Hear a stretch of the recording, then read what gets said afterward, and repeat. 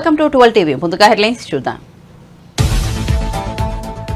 అనకాపల్లి జిల్లా పాయకరావుపేటలో వైసీపీ ఎన్నికల సభ. విపక్షాల విమర్శలకు సమాధానమిచ్చిన సీఎం జగన్ భూములపై సర్వ హక్కులు కల్పించడమే ల్యాండ్ టైటిలింగ్ యాక్ట్ అని వెల్లడి. చంద్రబాబు తప్పుడు ప్రచారం చేస్తున్నారని ఆగ్రహం.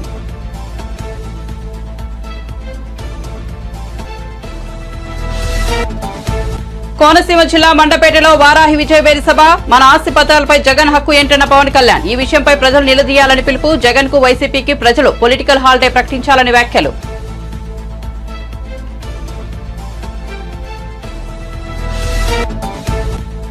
ప్రశ్నించినందుకు నాపై పగబట్టి ఢిల్లీలో కేసులు పెట్టారన్న రేవంత్ రెడ్డి. ఢిల్లీ పోలీసులతో తనను భయపెట్టాలని చూస్తున్నారని ఆగ్రహం. మోదీ వద్ద సీబీఐ ఈడీ ఉంటే తన వెంట 4 కోట్ల మంది తెలంగాణ ప్రజలు ఉన్నారని వ్యాఖ్య. కేసీఆర్ 10 ఏళ్ల పాలనలో 100 ఏళ్ల విధ్వంసం జరిగిందన్న ముఖ్యమంత్రి. మోదీ ప్రభుత్వం బడా కార్పొరేటర్లకు 14.5 లక్షల కోట్ల రుణమాఫీలను మాఫీ చేసిందన్న కేటీఆర్. ఈ మాఫీ చేయలేదని నిరూపిస్తే రాజీనామా చేస్తానని సవాల్. అంతర్జాతీయ మార్కెట్లో చమురు ధరలు తగ్గితే మోదీ మాత్రం పెంచారని విమర్శ. ఇక వివరాల్లోకి వెళ్తే ఏపీ ముఖ్యమంత్రి వైసీపీ అధినేత వైఎస్ జగన్మోహన్ రెడ్డి అనకాపల్లి జిల్లా పాయకరావుపేట ఎన్నికల ప్రచార సభకు హాజరయ్యారు. ఈ సందర్భంగా ఆయన మాట్లాడుతూ ల్యాండ్ టైటిలింగ్ యాక్ట్ పై విపక్షాలు తప్పుడు ప్రచారం చేస్తున్నాయని మండిపడ్డారు. భూములపై సర్వ హక్కులు కల్పించడమే ల్యాండ్ టైటిలింగ్ యాక్ట్ అని ముఖ్య ఉద్దేశమని స్పష్టం చేశారు. సమగ్ర సర్వే ద్వారా భూములపై వారికే హక్కులు కల్పిస్తున్నారని వివరించారు. కానీ చంద్రబాబు ల్యాండ్ టైటిలింగ్ యాక్ట్ పై లేనిపోయిన అవాస్తవాలు ప్రచారం చేస్తున్నారని ఆరోపించారు.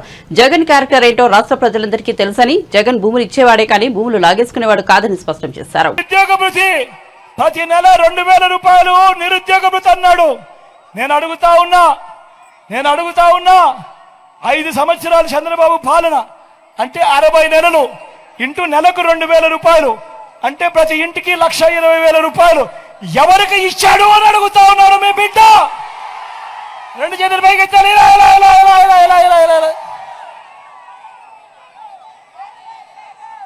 ముఖ్యమైన హామీలు ఇంకా ముందుకు పోమంటారా? అర్హులందరికీ 3 సెంట్ల స్థలం కట్టుకునేందుకు పక్కా ఇల్లు. నేను అడుగుతా ఉన్నా, ఇన్ని వేల మంది ఇక్కడ ఉన్నారు, మీలో ఏ ఒక్కరికైనా కూడా చంద్రబాబు నాయుడు గారు 1 సెంటు స్థలమైనా ఇచ్చాడో అని అడుగుతా ఉన్నాడు మీ బిడ్డ. 2 చేతులు పైకి 10,000 కోట్లతో బీసీ సప్లాన్, చేనేత, పవర్ లూమ్స్ రుణాలు మాఫీ అన్నాడు. అయ్యాయా? ఉమెన్ ప్రొటెక్షన్ ఫోర్స్ ఏర్పాటు చేస్తామన్నాడు. జరిగిందా? సింగపూర్కు మించి అభివృద్ధి చేస్తామన్నాడు. జరిగిందా? ప్రతి నగరంలోనూ హైటెక్ సిటీ నిర్మిస్తామన్నాడు. జరిగిందా? మన పాయకరావుపేటలో కనిపిస్తా ఉందా? నేను మిమ్మల్ని అడుగుతా ఉన్నా, ఇందులో చంద్రబాబు చెప్పినవి 2014లో ఈయన స్వయంగా సంతకం పెట్టి ముఖ్యమైన హామీలంటూ మీ ప్రతి ఇంటికి పంపించిన ఈ పాంఫ్లెట్ లో చెప్పినవి, ఇందులో చెప్పినవి ఒక్కటంటే ఒక్కటైనా జరిగిందా అని అడుగుతా ఉన్నాడు మీ బిడ్డ. ఈసారి మాత్రం గట్టిగా 2 చేతులు పైకి లేయాలి. ఈసారి గట్టిగా ఇలా ఇలా ఇలా ఇలా ఇలా ఇలా ఇలా ఇలా ఇలా ఇలా ఇలా ఇలా ఇలా ఇలా ఇలా ఇలా. నేను అడుగుతా ఉన్నా, నేనేమన్నా అడుగుతా ఉన్నా, మరి ఇలాంటి వాళ్ళను నమ్మవచ్చా అని అడుగుతా ఉన్నాడు మీ బిడ్డ. 2 చేతులు పైకి ఇలా ఇలా ఇలా ఇలా ఇలా ఇలా ఇలా ఇలా. ఈరోజు మళ్ళా ఏమంటా ఉంటారు? మళ్ళీ ఇదే ముగ్గురు ఏమంటా ఉన్నారు? సూపర్ 6 అంటా ఉన్నారు. నమ్ముతారా అన్నా? సూపర్ 7 అంటా ఉన్నారు. నమ్ముతారా? ఇంటింటికి కేజీ బంగారం ఇస్తారట. నమ్ముతారా? ఇంటింటికి బెంచ్ కారు కొనిస్తారట. నమ్ముతారా?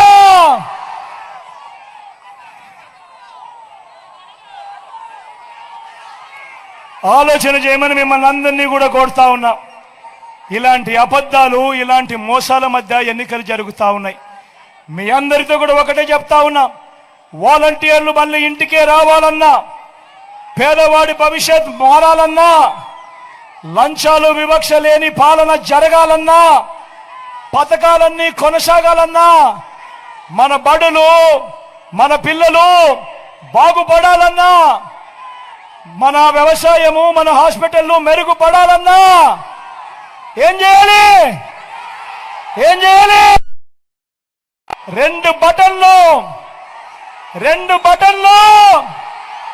ఫ్యాన్ మీద నొక్కాలి. 2 బటన్లు ఫ్యాన్ మీద. కోనసీమ జిల్లా మండపేటలో నిర్వహించిన వారాహి విజయవేరి సభకు జనసేనాని పవన్ కళ్యాణ్ హాజరయ్యారు. ఈ సందర్భంగా ఆయన ప్రసంగిస్తూ ల్యాండ్ టైటిలింగ్ యాక్ట్ ను ప్రస్తావించారు. వైసీపీకి ఓటేస్తే ప్రజల ఆస్తులు గాల్లో దీపాలే అవుతాయని వ్యాఖ్యానించారు. మన ఆస్తి పత్రాలపై జగన్ హక్కు ఏంటి? ఈ విషయాన్ని ప్రజలు నిలదీయాలని పిలుపునిచ్చారు. భారత్ పాస్పోర్ట్ పై ప్రధాని మోదీ ఫోటో ఉండదని, ఏపీలో పట్టాదారు పాస్ పుస్తకాలపై జగన్ బొమ్మ ఎందుకని ప్రశ్నించారు. పట్టాదారు పాస్ పుస్తకాలపై ఏపీ ప్రభుత్వ రాజముద్ర ఉండాలని పవన్ కళ్యాణ్ స్పష్టం చేశారు. గాల్లో దీపం పెట్టినట్టే చాలా చాలా జాగ్రత్త.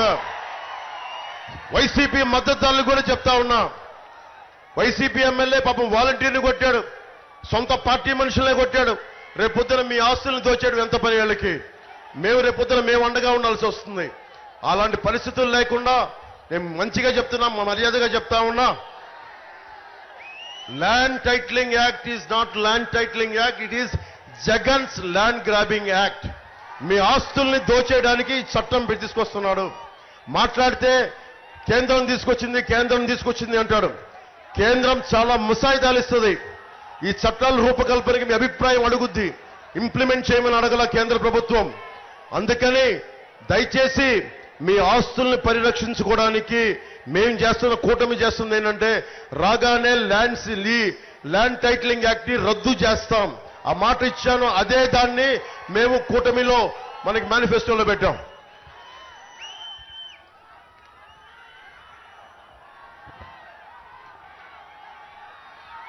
ముఖ్యంగా ఆరోగ్య బీమా నేను కొన్ని కీలకమని చెప్పి వదిలేస్తున్నాను. ఆరోగ్య బీమా కూటమి ప్రభుత్వం కుటుంబానికి 25 లక్షల రూపాయలని కూటమి ప్రభుత్వం మద్దతు తీసుకెళ్తున్నాం. మీకు ఏ జబ్బు వచ్చినా, ఏ కష్టం వచ్చినా హాస్పిటల్కి వెళ్లే ఖర్చులకి 2 లక్షలు 3 లక్షలు కాకుండా కుటుంబానికి 25 లక్షల రూపాయల వరకు ప్రీమియం ప్రభుత్వం ఇన్సూరెన్స్ కంపెనీల ద్వారా చెల్లించే బాధ్యత కూటమి ప్రభుత్వం తీసుకుంటుంది.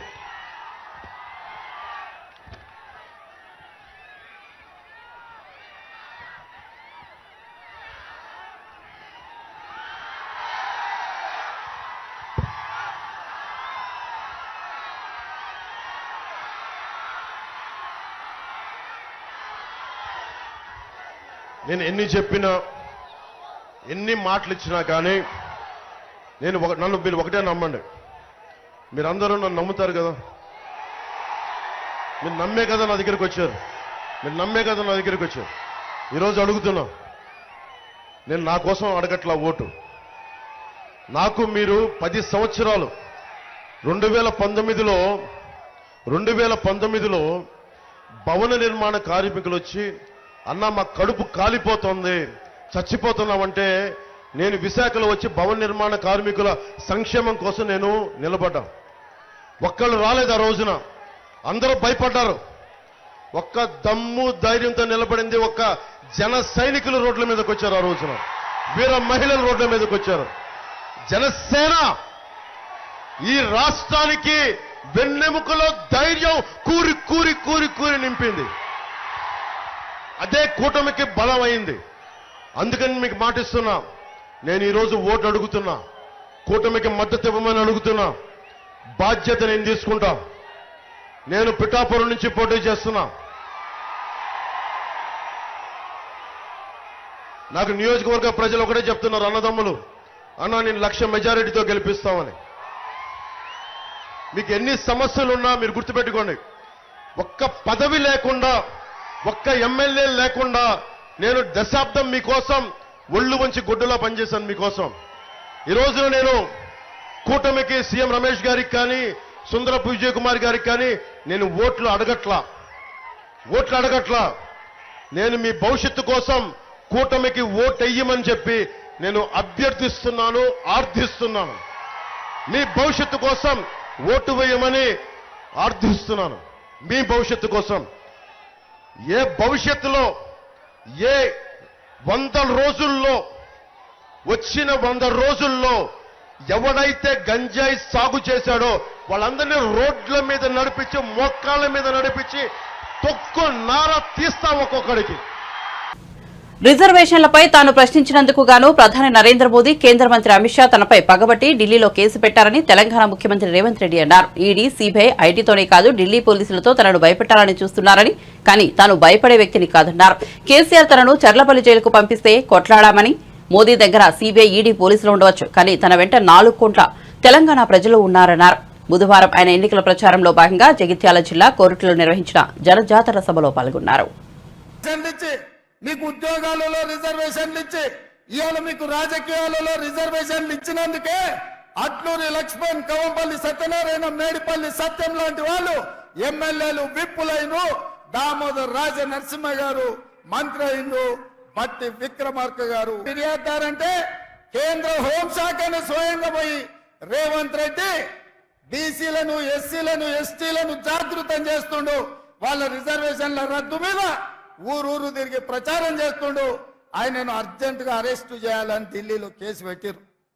నేను అడుగుతున్నాడు నా మిత్రుల్ని, ఒకవేళ నేను మాట్లాడింది తప్పైతే ఈడ బీజేపీ నాయకులు లేరా?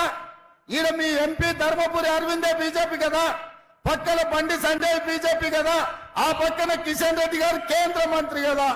తెలంగాణలో ఎందుకో కేసు పెట్టలేదు, ఎందుకో ఫిర్యాదు చేయలేదంటే ఈడీ, ఇన్కమ్ ట్యాక్స్, సిబిఐ కాదు, ఈ రోజు ఢిల్లీ పోలీసులను కూడా ఉపయోగించి మనల్ని భయపెట్టాలని చూస్తున్నారు.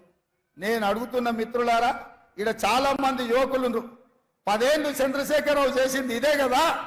మన కార్యకర్తల ఆస్తులు ధ్వంసం చేసిండు, అక్రమ కేసులు పెట్టిండు, హత్యలు చేయించిండు. అయినా కార్యకర్తలు ఎవరు చంద్రశేఖరరావుకు లొంగలేదు, తిరగబడి చంద్రశేఖరరావును బొందబెట్టిరు. మొన్న జరిగిన డిసెంబర్ ఎన్నికల్లో కేసులకు భయపడతామా సోదరులారా? మీ సోదరుడు మీ రేవంత్ అన్న కేసులకు భయపడతాడా? చంద్రశేఖరరావు చెర్లపల్లి జైలుకు తోలితే భయపడ్డామా? చెంచల్గూడ జైల్లో బంధిస్తే భయపడ్డామా? తిరగబడి కొట్లాడినాం, కేసులు పెట్టినోని ఇవాళ పండబెట్టినాం, గోతి తీసి పాతి పెట్టినాం. నేను అదే మాట చెప్పదలుచుకున్న బీజేపీ నాయకులకు, మీరు ఢిల్లీలో పోలీసులు ఉండొచ్చు, ఈడీ ఉండొచ్చు, ఇన్కమ్ ట్యాక్స్ ఉండొచ్చు, సిబిఐ ఉండొచ్చు, మీ దగ్గర, నా దగ్గర 4 కోట్ల తెలంగాణ ప్రజలను, 50 లక్షల తెలంగాణ యువకులు ఉన్నారు. ఈ 50 లక్షల తెలంగాణ యువకులతోనే తెలంగాణకు వచ్చిన దరిద్రం, చీడను, పీడను చంద్రశేఖరరావును వదిలించినాం. మా వాళ్ళ దెబ్బకు చంద్రశేఖరరావు నడుము ఇరిగి బోర్ల బొక్కలు వాడి, బొక్కలు ఇరిగి బోర్ల పడ్డాడు. మరి ఇవాళ గుజరాత్ నుంచి వాళ్ళిద్దరు కూడా బయలుదేరి నిన్నటికి నిన్న మోడీ గారు వచ్చారు. ఆయన ఈ దేశ ప్రధానమంత్రి, ఆయనను గౌరవించాల్సిన బాధ్యత మన మీద ఉన్నది. ఒక ప్రధానమంత్రిగా, వయసులో పెద్దవాడిగా, 13 సంవత్సరాలు ముఖ్యమంత్రిగా, 10 సంవత్సరాలు ప్రధానమంత్రిగా చేసిన నరేంద్ర మోడీ గారిని, వయసులో చిన్నవాడిని, మొదటిసారి ముఖ్యమంత్రి అయిన వాడిని తప్పకుండా వారిని గౌరవిస్తా, వారు ఎదురు పడితే నమస్కారం కూడా పెడతా. కానీ నరేంద్ర మోడీ గారు ఈ దేశ ప్రధానమంత్రిగా కాకుండా గుజరాత్ వాడిగా తెలంగాణకు వచ్చి తెలంగాణలో మనల్ని తిట్టిండు, మనల్ని శాపించిండు, మనల్ని దెబ్బతీయాలని కుట్ర చేస్తున్నాడు. ఎవరైనా ఎన్నికలప్పుడు వస్తే ఈ ప్రాంతానికి ఏమి ఇస్తారో, ఈ ప్రాంతానికి ఏం తెస్తారో చెప్పాలి. ఇవాళ నిన్న అది చెప్పలేదు. గతంలో కాంగ్రెస్ పార్టీ బయ్యారం ఉక్కు కర్మాగారం ఇచ్చింది, దాన్ని రద్దు చేసిండు. రైల్వే కోచ్ ఫ్యాక్టరీ ఇచ్చిండు కాజీపేటలో, రద్దు చేసిండు.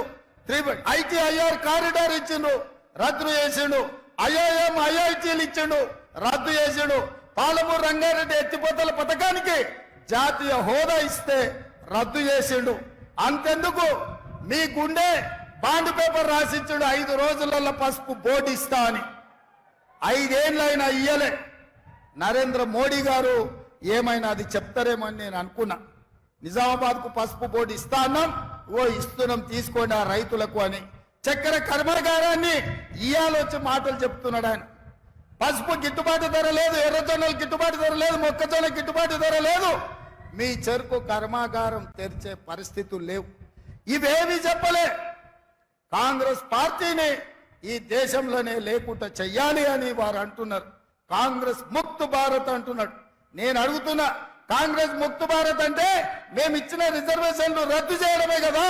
కాంగ్రెస్ ముక్త భారత్ అంటే మేము ఇచ్చిన తెలంగాణను అవమానించడమే కదా. దీనికోసం నరేంద్ర మోడీ గారు 7 విమానాలు వేసుకొచ్చి మెదక్ జిల్లాలో మీటింగ్ పెట్టి మనల్ని తిట్టిపోతాడా? ఇదే కాదు, నేను ముఖ్యమంత్రి అయిన తర్వాత వారిని కలిసిన హైదరాబాద్ నగరానికి మెట్రో రైలు కావాలి, మా నగరం విస్తరించింది, విశ్వ నగరం అయ్యింది, దీనికి మెట్రో రైలుకు అనుమతులు ఇవ్వండి, నిధులు ఇవ్వండి అన్న పైసి ఇవ్వలే, ఆ మాట ఊసెత్తలే. మూసీ రివర్ ఇవాళ మురికి కూపంగా మారింది. హైదరాబాద్ లో ఉండే కాలుష్యం అంతా మూసీ చెరువులోనే, మూసీ రివర్ లోనే పోతుంది. దాన్ని ప్రక్షాళన చేసి మూసీ రివర్ ఫ్రంట్ చేయాలి, Musi river develop. Telangana BJP అధ్యక్షుడు కిషన్ రెడ్డి కరీంనగర్ బీజేపీ అభ్యర్థి బండి సంజయ్ కి బీఆర్ఎస్ వర్కింగ్ ప్రెసిడెంట్ కేటీఆర్ సవాల్ విసిరారు. మోదీ ప్రభుత్వం బడా కార్పొరేటర్లకు 14.5 లక్షల కోట్ల రుణాలను మాఫీ చేయలేదని నిరూపిస్తే తాను రేపే ఎమ్మెల్యే పదవికి రాజీనామా చేస్తారని సవాల్ విసిరారు. మేడే సందర్భంగా తెలంగాణ భవన్లో ఏర్పాటు చేసిన కార్యక్రమంలో ఆయన పాల్గొన్నారు. అనంతరం కేటీఆర్ మాట్లాడుతూ కరోనా కాలంలో ప్రజలు ఇబ్బందులు పడుతుంటే ప్రధాని మోదీ పట్టించుకోలేదని ఆరోపించారు. కార్మికులను, కర్షకులను మోదీ చావగొట్టారన్నారు. పబ్లిక్ సెక్టర్లు కానీ అమ్మద్దన్నా అమ్మనీయద్దన్నా బీఆర్ఎస్ ఉండాలి. హైదరాబాద్ను కేంద్రపాలిత ప్రాంతం చేస్తారని ఒక మాట వినబడతాను. జూన్ 2 దాకా ఉమ్మడి రాజధాని హైదరాబాద్. ఆ తర్వాత ఎందుకంటే మోడీకి పట్టు దొరకలేదు ఇక్కడ. కాబట్టి ఏంటంటే అవసరమైతే కేంద్ర ప్రభుత్వం దీన్ని కేంద్రపాలిత ప్రాంతం చేసి మళ్ళీ లెఫ్టినెంట్ గవర్నర్ని పెట్టి మొత్తం అంతా కంట్రోల్ అంతా వాళ్ళ చేతిలో పెట్టుకోవాలి, జుట్టు వాళ్ళ చేతిలో పెట్టుకోవాలన్నది వాళ్ళ ఆలోచన. అట్లా కావద్దు. హైదరాబాద్ మనది మనకే ఉండాలి. మన 440 సంవత్సరాల చరిత్ర కలిగిన హైదరాబాద్, తెలంగాణ ప్రజల చెమట రక్తంతో నిర్మించిన హైదరాబాద్ మనది మనకే ఉండాలంటే తప్పకుండా మనం ఆ కుట్రను కూడా అడ్డుకోవాలంటే బీఆర్ఎస్ ఉండాలి. అదేవిధంగా ఇప్పుడు గోదావరి నీళ్ళని తీసుకుపోయి కిందికి కలుపుతా, కావేరీలో కలుపుతా అంటాడు మోడీ. గోదావరి నీళ్ళు మన అవసరాలు తీరినాక కలిపితే పర్వాలేదు, కానీ మన అవసరాలు తీరకుండా కిందికి కొట్టబోతానంటే దాన్ని అడ్డుకోవాలంటే బీఆర్ఎస్ ఉండాలి.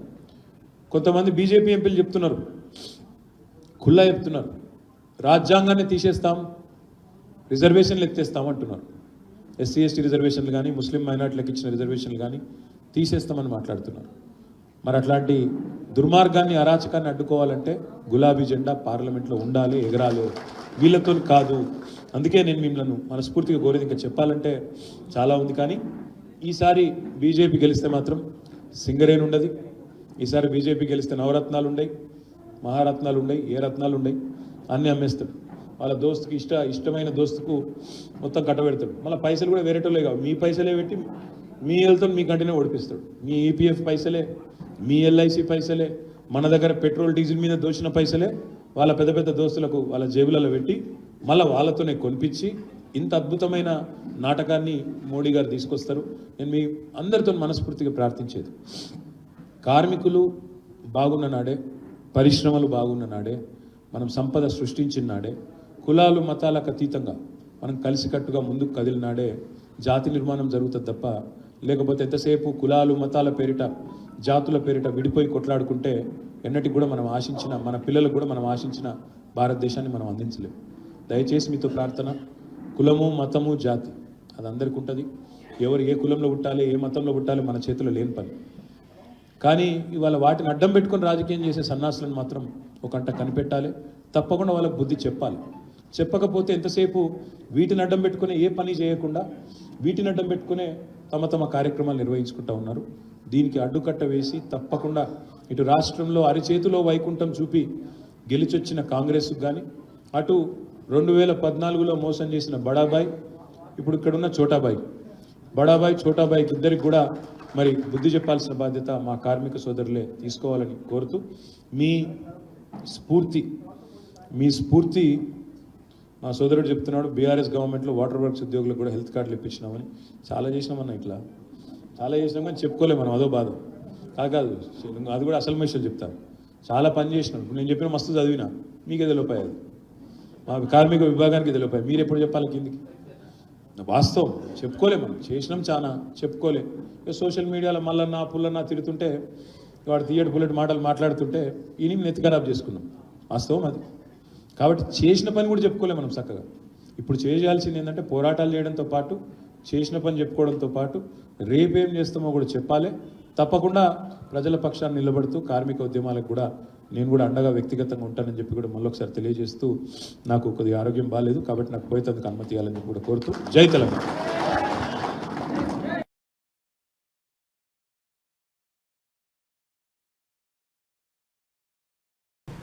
ప్రజల భూములు కాజేసుకునేందుకు వైఎస్ఆర్సీపీ ప్రభుత్వం ల్యాండ్ టైటిలింగ్ యాక్ట్ తో కొత్త మోసానికి తెరలేపిందని బీజేపీ నాయకురాలు ఆమిని శర్మ విమర్శించారు. కేంద్ర ప్రభుత్వం ఇచ్చిన మోడల్ డ్రాఫ్ట్ ను వైఎస్ఆర్సీపీ ప్రభుత్వం భూ దోపిడీకి అనుకూలంగా మార్చుకుని చీకటి జీవోలో తెచ్చిందని ఆరోపించారు. 5 ఏళ్లుగా వైఎస్ఆర్సీపీ నాయకులు ప్రభుత్వ దేవాదాయ భూములు దోచుకున్నారన్నారు. వైసీపీ ప్రతిసారి కూడా ఆ అక్షరమాల కొత్తగా పెద్దగా మారిపోతూనే ఉంది. ఆల్ఫాబెట్ సరిపోవట్లేదు, ఎలా ఏ విధంగా తగ్గిద్దామన్నా కూడా సరిపోవట్లేదు. అంటే వాళ్ళు చేస్తున్నటువంటి అరాచకాలు కానీ అవినీతి కానీ వారి విధ్వంసకర పాలన గురించి చెప్పడానికి అక్షరాలు కూడా సరిపోవట్లేదు. ఏ అంటే అక్రమ ఆస్తులు, బి అంటే భూ కబ్జా బకాసురులు, సి అంటే కరప్షన్, డి అంటే దోచుకోవడం దాచుకోవడం. ఇట్లాగా మళ్ళీ కొత్తగా యాడ్ అవుతూ ఉంది, పెరిగిపోతూనే ఉంది అక్షరమాల. ప్రజలు ఎంత చీత్కరిస్తున్నా ఏమాత్రము కొంచెం కూడా మార్పు అనేది లేకుండా మళ్ళీ ప్రజలని మాయ చేయాలని, మభ్యపెట్టాలని, మోసం చేయాలని పదే వైసీపీ పార్టీ జగన్మోహన్ రెడ్డి గారు చేస్తున్న ప్రయత్నం చూస్తుంటే ఈ రాష్ట్ర ప్రజలపైన ఎందుకు ఈయనంత కక్ష కట్టారనేది నిజంగా అర్థం కావట్లేదు.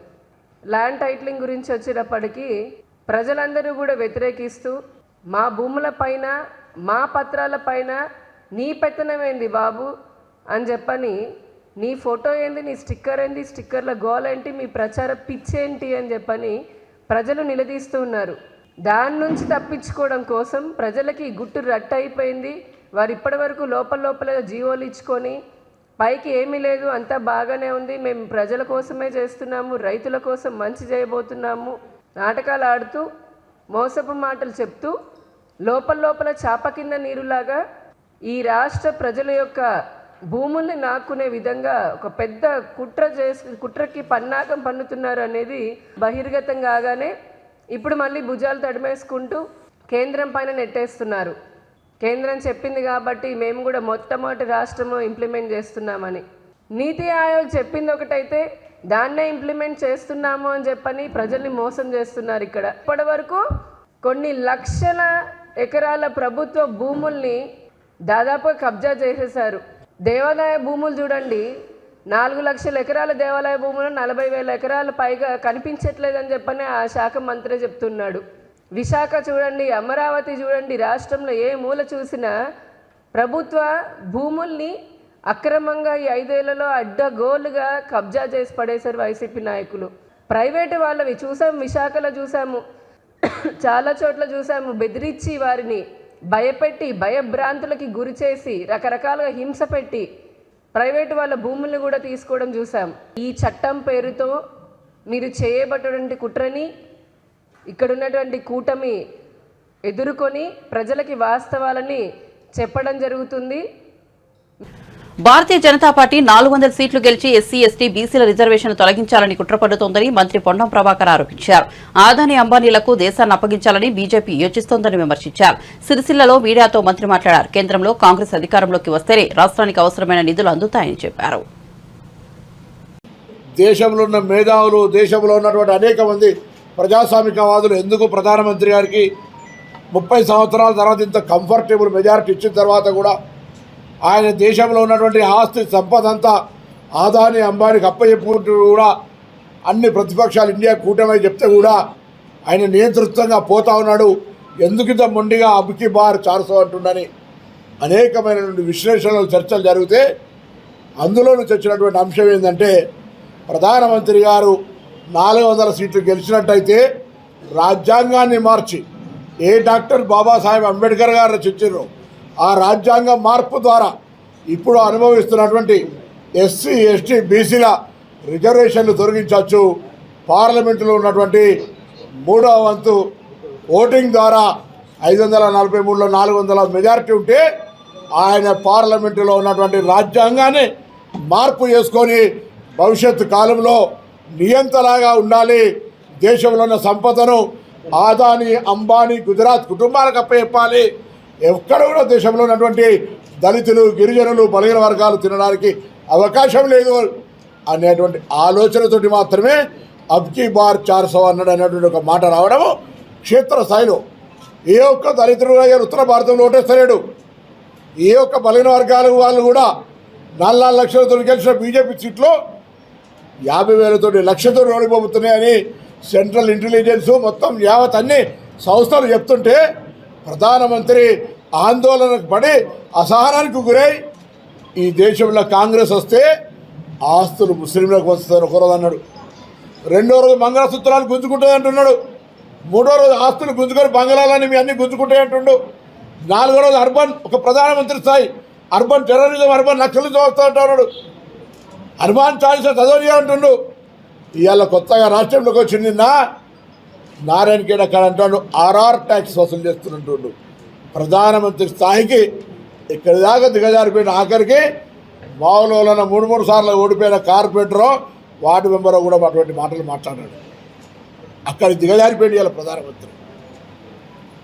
మేము అడుగుతా ఉన్నాం, ఈ దేశంలోని మొత్తం యావత్ సంపద 11 లక్షల కోట్ల రూపాయల సంపద ఎల్ఐసితో సహా బిఎస్ఎన్ఎల్తో సహా ఎయిర్పోర్టులతో సహా పోర్టులతో సహా ఆదాని అంబానీ A+A ఇద్దరికి అప్పచెప్పిన మాట వాస్తవం కాదా అని అడుగుతా ఉన్నాం. ఇవాళ ఇది విధంగానే మేము అడగలే ఇదనిలే మాట్లాడుతూ ఉన్నారు.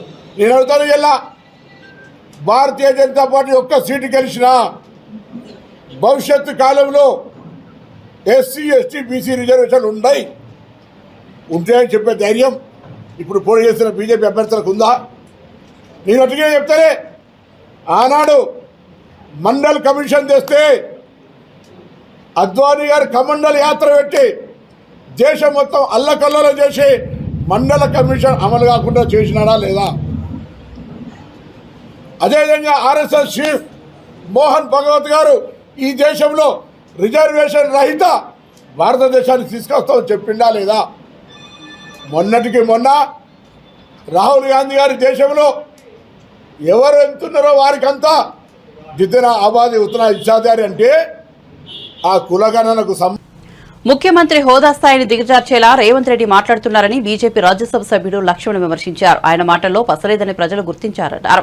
నాంపల్లిలోని బీజేపీ కార్యాలయంలో నిర్వహించిన మీడియా సమావేశంలో ఆయన మాట్లాడారు. రిజర్వేషన్లపై కాంగ్రెస్ బీఆర్ఎస్ నేతలు చేస్తున్న ప్రచారాన్ని ప్రజలు నమ్మరన్నారు. ఆఖరికి ఫేక్ వీడియోలు సృష్టించే స్థాయికి రేవంత్ రెడ్డి దిగజారాడని విమర్శించారు.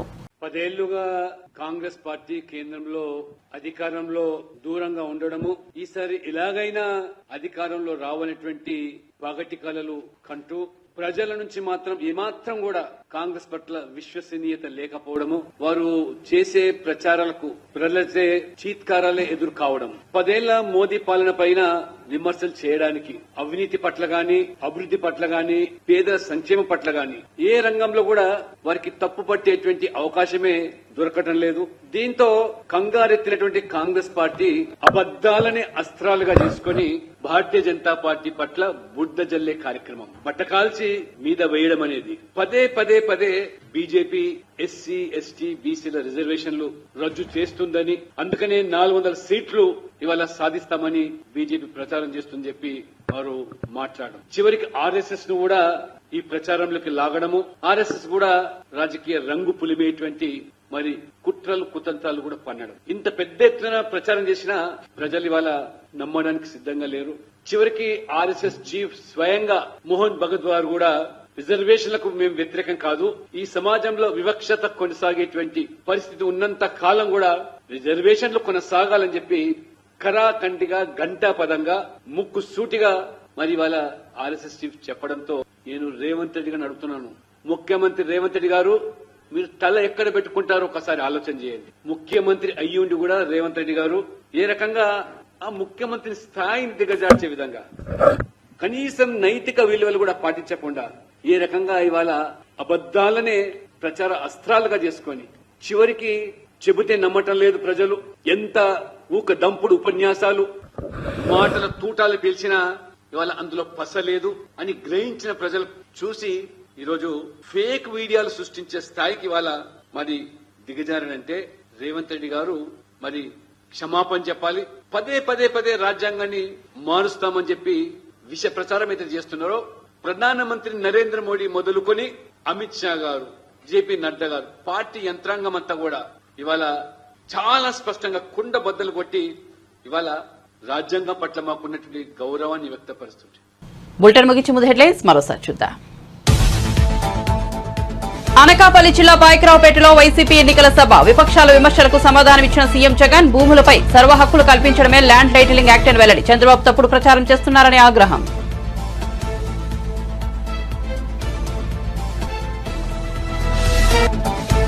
కోనసీమ జిల్లా మండపేటలో వారాహి విజయవేరి సభ.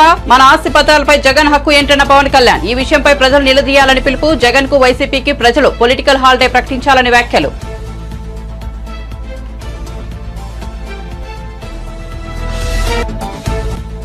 ప్రశ్నించినందుకు నాపై పగబట్టి ఢిల్లీలో కేసులు పెట్టారన్న రేవంత్ రెడ్డి. ఢిల్లీ పోలీసులతో తనను భయపెట్టాలని చూస్తున్నారని ఆగ్రహం. మోదీ వద్ద సీబీఐ ఈడీ ఉంటే తన వెంట 4 కోట్ల మంది తెలంగాణ ప్రజలు ఉన్నారని వ్యాఖ్య. కేసీఆర్ 10 ఏళ్ల పాలనలో 100 ఏళ్ల విధ్వంసం జరిగిందన్న ముఖ్యమంత్రి. మోదీ ప్రభుత్వం బడా కార్పొరేటర్లకు 14.5 లక్షల కోట్ల రుణమాఫీలను మాఫీ చేసిందన్న కేటీఆర్. ఈ మాఫీ చేయలేదని నిరూపిస్తే రాజీనామా చేస్తానని సవాల్. అంతర్జాతీయ మార్కెట్లో చమురు ధరలు తగ్గితే మోదీ మాత్రం పెంచారని విమర్శ. మరిన్ని అప్డేట్స్ కోసం చూస్తూనే ఉండండి 12 టీవీ.